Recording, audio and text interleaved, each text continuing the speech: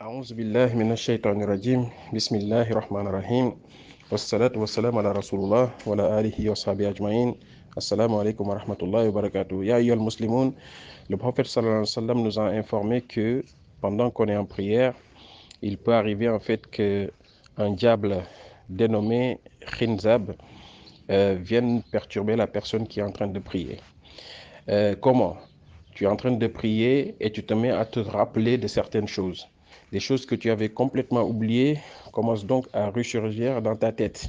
Et tu commences donc à te rappeler de certaines choses, ce qui fait que tu commences à sortir de la prière.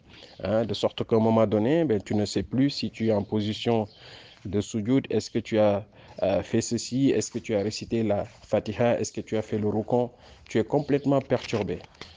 Et par malchance, par malheur, si le musulman ne sait pas réparer ses prières, ne sait pas comment corriger une erreur commise pendant la prière, et dans ce cas, en fait, le shaitan aura gagné, puisque à l'issue de la prière, tu n'auras pas la récompense que tu aurais méritée si tu étais resté concentré, ou bien si tu sais comment réparer les prières. Donc, son objectif à ce diable, c'est uniquement de nous faire sortir de la prière, en nous rappelant de toutes les choses qu'on a oubliées. Mais le prophète sallallahu nous a enseigné comment faire. D'accord? Donc, dès que on commence à sortir de la prière, à se rappeler de certaines choses, c'est que Khinzab est tout proche. Et donc, le prophète sallallahu nous a dit, quand c'est comme ça, tu tournes la tête légèrement vers la gauche et tu crachotes 3 fois. Tu crachotes, donc c'est juste en fait de l'air qui sort. Tu crachotes 3 fois et tu demandes protection auprès d'Allah. A'udhu billahi minash shaitanir rajim. Et tu continues ta prière. Donc, Inch'Allah, quand tu le fais, tu vas pouvoir donc rester concentré, loin, à l'abri donc de ce diable dont le seul rôle est de nous faire sortir de notre prière. La deuxième chose que je voulais dire, c'est que le prophète sallallahu alayhi wa sallam nous a également enseigné que lorsque on est en prière, la personne peut ressentir l'effet d'une sortie de gaz. On a l'impression en fait que du gaz est sorti et donc dans ce cas, on se met à douter, est-ce qu'on a nos ablutions, est-ce qu'il faut sortir de la prière, etc. On a vraiment cette impression.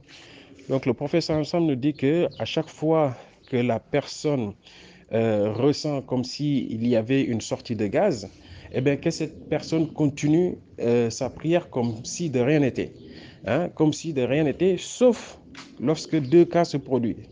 Lorsque deux cas se produisent, le premier cas c'est tu sens donc qu'il y a une odeur. Dans ce cas, effectivement, c'est que tu as perdu tes ablutions.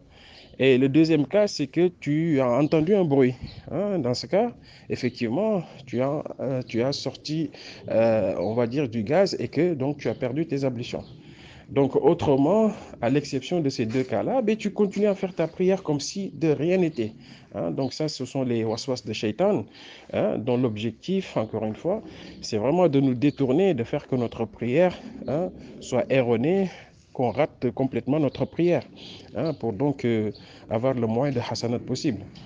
Donc, alhamdulillah, le prophète sallam nous a donc expliqué, nous a enseigné qu'est-ce qu'il faut faire donc sur ces deux situations-là.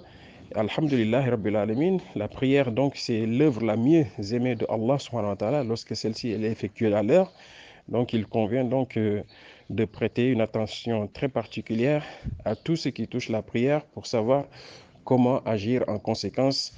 Qu'Allah subhanahu wa ta'ala nous aide à accomplir notre prière, nos prières de la meilleure des manières. Birahmatika rahman rahimin. Wa sallallahu barik ala sayyidina Muhammadin wa ala alihi wa sahbihi ajma'in.